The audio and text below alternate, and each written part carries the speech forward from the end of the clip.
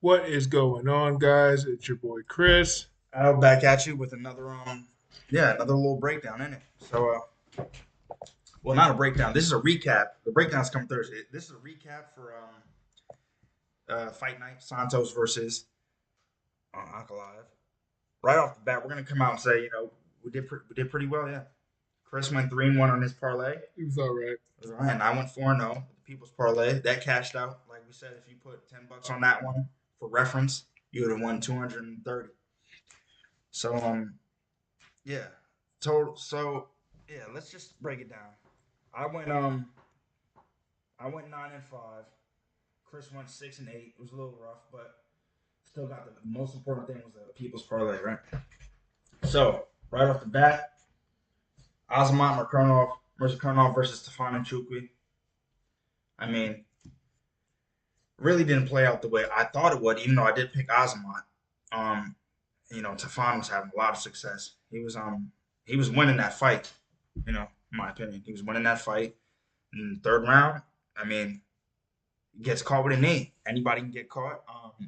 I don't think Azamat was ever, and Azamat was having some success too with that overhand a few times, but I still thought that Tefan was winning the fight. Thought Azamat would have had a little bit more control, but it's all right. He still got the job done as expected. And yeah, what did you think about that fight? Yeah, definitely. Asma at that third round coming in with that flying knee, he really saved the day for himself. I definitely don't think it was going his way. Yeah. Let's see. What about that next fight? That Montinho fight versus Yeah. Khabib. Then this was This was utterly a whooping. I don't think Chris is ready for the UFC in my opinion. He was looking a fool out there. I guess the first time it was a little bit okay that he was looking a fool because he was fighting Sean O'Malley, but an opponent like this, it's come on, you really can't be looking crazy out there like that. yeah, man. Chris, he thought Chris would have been as tough as he was in that Sean O'Malley fight. He was marching forward. He had maybe one or two, moments where it looked like he was, going in for the flurry. But overall, I mean, he just got obliterated. I mean, it was a pretty quick fight. He's not ready for the UFC. Yeah. It, Yeah, I think he'll get another one. He'll get one more shot, and if he doesn't do some damage, they'll cut him, even if he gets a decision. But moving on, that was the first fight we lost too, that Chris Martino fight. Then we moved on. We both had Dolce in this one. I mean, this is pretty much the same thing that happened, almost the same thing that happened with Azamat, except Dolce was winning a little bit more decisively, in my opinion. hey, Cody was pretty banged up, got dropped a few times, and he took a lot of damage in that fight. But that Hail Mary guillotine, bro. I mean, yeah, but this one, Dolce just got too quick with it. He just stopped thinking past a certain point, thinking he was about to get that quick dub. Brundage came through with the quick guillotine choke, put him down. It is what it is. yeah, bro. Fight number four, we already everyone knew what this one was. Maverick for the win. I mean, Mazo really, in my opinion, is She's not. she's not all that. She's She was overhyped as of her fight before this Miranda Maverick fight, but now I think everybody understands that she's not ready for the UFC either. Well, she needs to go put in some more work, and then maybe she can come back. Yeah, it's definitely needs a But train. Miranda, yeah, for that Miranda fight, I mean, we both had Miranda Maverick, pretty dominant win. I think you had her by submission or decision as well, Yeah, but I did have her for finish. But yeah, that's pretty much it. That was so 2-2 so far, right? Yeah, 2-2 so far. Going up the ladder, then we move on to the Kamwela Kirk versus Damon Jackson fight. I had that. I had David Jackson for this one. Yeah. That was a quick one. I knew what was going down for this, but Damon Jackson for the triangle choke. It is what it is. It's round two. My boy got it done. Yeah, bro. Well, technically, you had Kamwela Kirk. No, for that one you said Camilla Quirk, and I said the other one. Very well. But yeah, I did have Kamwela Kirk in that fight. Yeah, he just I don't know, man. He was looking sharp in that first round, but Damon Jackson, you know, I did say that Damon in the breakdowns we did. I did say I did like the Damon Jackson submission prop at plus 400, but I wasn't gonna take it. Maybe I should have, but yeah, that's how I saw that. So yeah, that Number was a. 6, we both lost this one going in with Jones. Oh no, Uh, I had Javid Bashra, 100%. did you for this one? Yeah, I reviewed our whole breakdown, and yeah, you did have Trevin Jones. I Yeah. mean, I thought he was an island. Trevin was a. I can't even say Trevin had any time where he was like really doing anything crazy. I think he clipped him hard once. And when Trevin did go in and try to flurry in, he was finding success. But I just felt like in that third round, Trevin didn't want it because he was not pushing the pace. He was down 2 rounds and he was not pushing the pace. Javid Bashrat, the Afghani Brit, he did his thing, did what was expected, and yeah, that was that was that for the most part. Number 7, Aldrich versus Robertson. I believe I had You JJ for you this had one. JJ. I did have I did decide to go with Jillian. Yeah, man. I mean, it was a It was hard a fight. fight. It was a It fight. was, it was one of those fights. It wasn't one that that's why I didn't put this in the people's parlay. But it was a fight, man. It was boring, but it was a fight. Now to a fight that wasn't boring, in my opinion, would be Matt Semelsberger versus AJ Fletcher. This was a knocker. Um, yeah, AJ coming out the gate, not afraid. He was able to weather that storm, that early storm that Matt likes to bring, and get him on the mat. And when he got him on the mat, that control, he had him held him down there for a minute and was just laying some harsh ground pound. Matt able to regain his senses once that first round finished and they got back to their feet. Then I'm like, all right, Matt, I can get something going again. Ended up getting taken down again, but this time he was a little bit more urgent on the ground. He was able to pop up and he was landing his shots.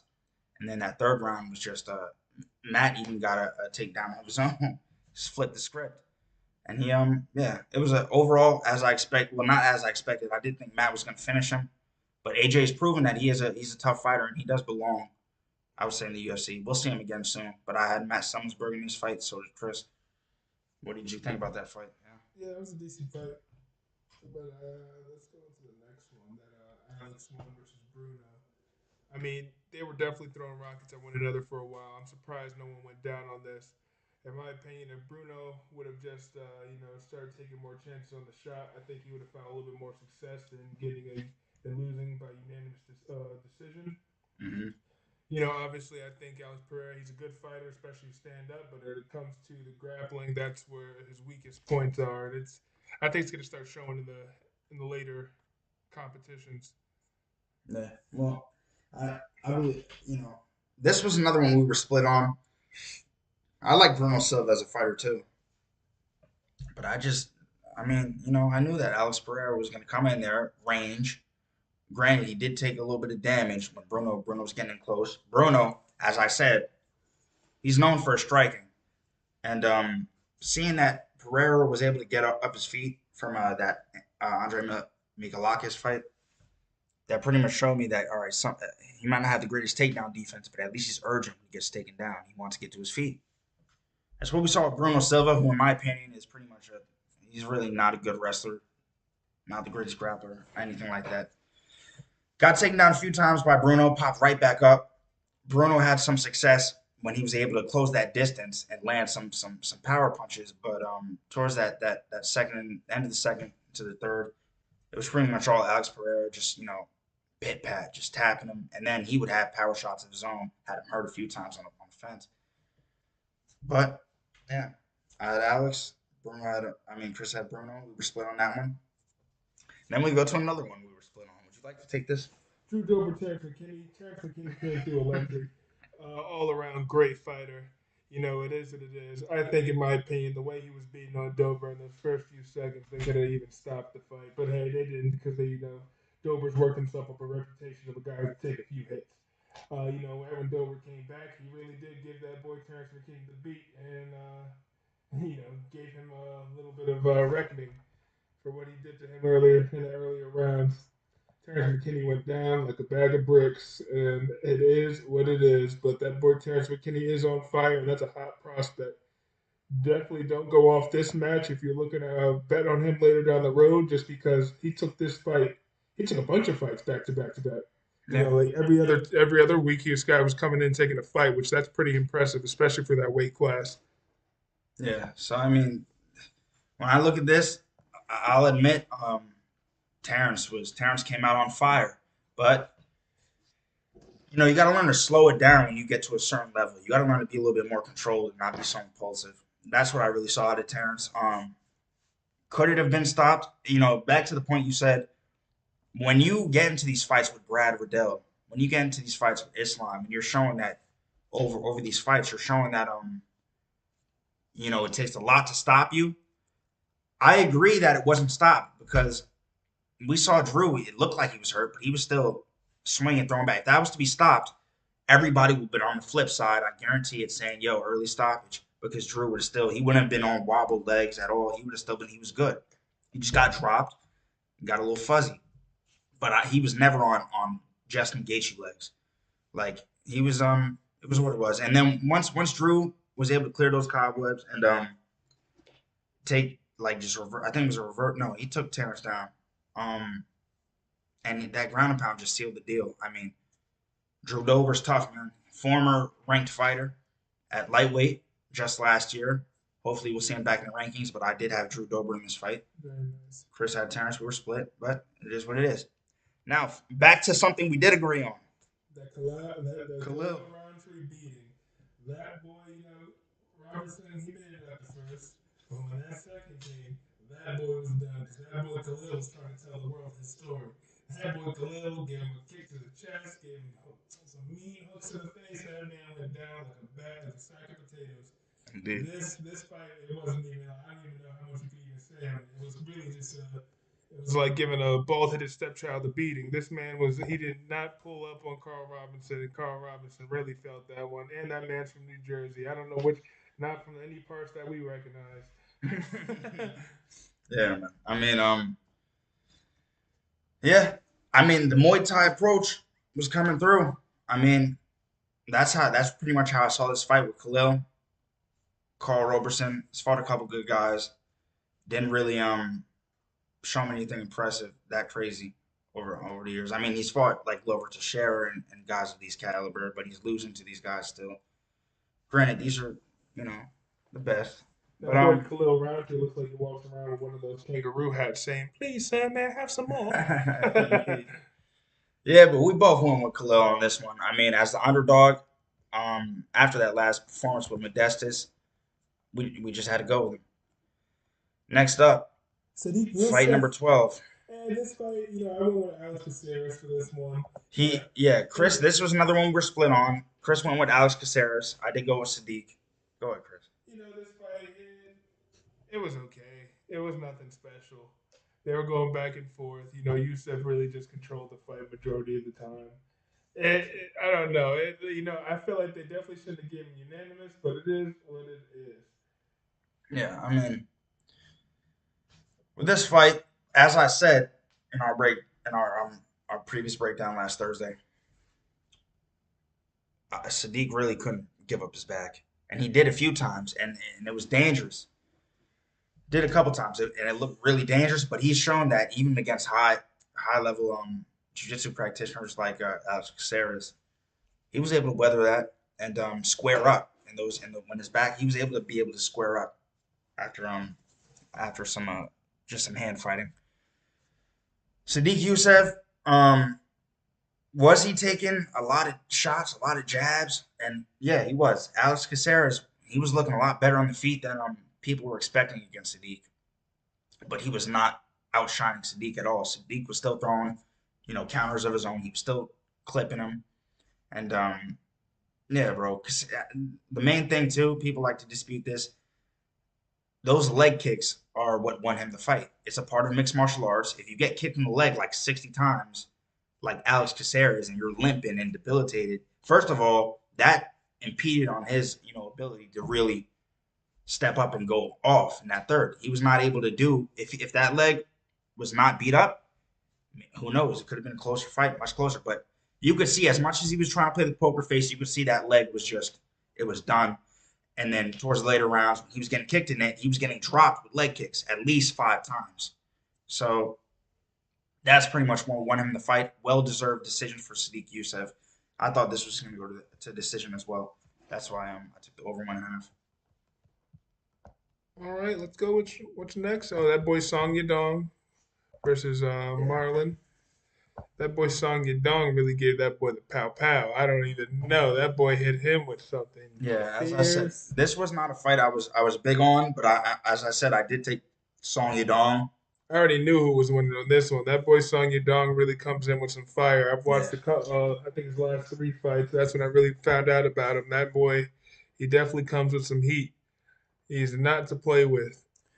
Yeah, I was just a little scared with Marlon Moraes after these fights where he's obliterating dudes in the first round and just gassing out and just getting finished. But he didn't even gas out here. He just got knocked out. So Which I think maybe Song Yadong is the truth, guys. But yeah, I will be really stamping him next time. But I did go with him to win the fight.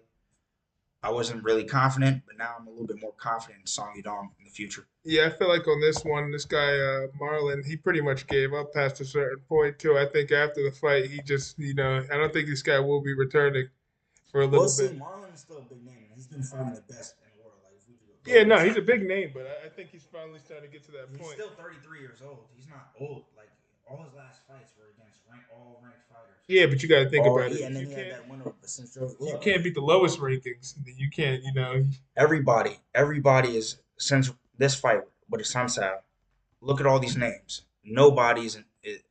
Look at it. And you Jimmy know that, Rivera. but like you gotta look at it. He was a name back in 2019, but from 2000 to present, this guy, he hasn't been doing his best. I guess that Corey Sandhagen will kick probably got into his head. Then after that, it's Yeah. hard to fight the top competition. But in my opinion, if you can't beat the top competition, you either switch weight classes or you Uh-huh. just you call it a day because there's no life in being a journeyman unless you're a high paid journeyman. I think we'll see Marlon for at least one more time. I think he's not going to get cut off the rip. They're going to give him another shot, so we'll see. And this one, we already knew what was happening. I don't even think we need to talk about this. It was, Yeah, it is what it is. for the main event. Santos is, he's starting to wither. He is, but he held up his own. He dropped Magomed in that second round, I think it was, and it looked a little scary. But Magomed, was able to recover. Yeah. And overall, really just a stand-up fight. Not too many grappling exchanges. Uh, but I think Magomed did get like one or two takedowns. Overall, yeah, a decision by Magomed. Pretty much how I expected it. I knew it was going to go over 3.5, which is something I did call in the just the main event prediction with our boy Slip on the couch. But Yeah. yeah, pretty much exactly how I expected. A grind out fight by Magomed, not really giving any quarter until he got dropped, but he was able to recover and really just put the pace on Tiago. Tiago really started. Tiago got really tired in that fight in that third round, and he just pretty much was just trying to survive. And that's what happens when you deal with a with Magomed. Hopefully, we'll see Magomed fight someone really big next. I mean, I don't know. I'd like to say I think he's the guy who can really compete with Yuri Prohaska, not Glover. So we'll see. Now let's just do the overall breakdown. Well, the overall what my whole ticket looked like. So as we seen, these were my predictions. Um, I had Osmont winning that fight. That came through. I had Chris Martino winning that fight. That did not come through. Dalcha winning that fight. That lost. Had Miranda Maverick winning. That came through. Had Kamala Kirk winning. That lost. And then pretty much it was almost uphill from there. I had Javid Basharat winning. That came through. Jillian Robertson I had winning. That lost. But then everything else was green. Had Matt Semelsberger winning. Alex Pereira winning. Drew Dober winning. Khalil Roundtree winning. Sadiq Youssef winning. Yadong Song winning. Song Yadong winning. And Magomed Ankalaev winning. And that was just for the totals predictions. And I'm telling you guys, you gotta really stick through with this because subscribe, tell your friends if they want to make money. This just we went 4-2 the first week, 4-2 the second week, and now I'm going 4-0 this week. At that 4-leg parlay that I gave you guys, it was at plus 2,200. Just for reference, again, if you put $10 on it, you win 220. Put 100, 2,200, but or 2,300. And yeah, this was the parlay I gave you guys. Go back and check it, timestamp it. I'm telling you, stick with us. I had Magomed Ankalaev to win and over 1.5. That hit. Sadiq Youssef to win and over 1.5. That hit. Khalil Roundtree money line. That hit. And Alex Pereira to win and over 1.5. All at plus 220. That hit. And then for Chris's, check that. So for mine, I messed up on the Alex Caceres one by sub or decision, but I did have Song Yadong by finish, Khalil Roundtree not to go the distance, and Damian Jackson money line at plus 1,700. And Alex Caceres, which one was that one again? Let me just double check. Oh yeah, that was my boy versus that was Alex Caceres versus Sadiq. yeah, Yeah. Sadiq. I should have did is take the Terrence McKinney fight not to go the distance. Yeah. But I don't even know if there was value there. I think that was like minus 400 or something. But yeah, overall, he went 3-1 on a plus 1,700 parlay. These aren't little boy. These aren't. We're in the middle. These aren't for.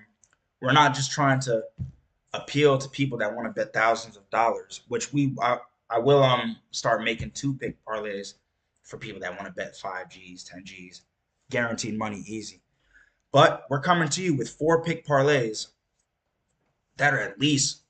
I want to say I'm gonna make this word now. We're gonna always make 4-pick parlays that are at least plus 1,000 odds. This week I had one at plus 2,200. Chris had it plus 1,700. So that's good money even for medium bettors all the way up to the big bettors. So we're gonna come through with more parlays too in the future. More style, like a variety of parlays. We'll have high stakes parlays, low stakes parlays. Um, we'll have full card parlays. Something you could just maybe put like $5 on. Which if you put $5, you can probably win off of just predicting every fight. You could probably win maybe 4 or 5 Gs. So stuff like that.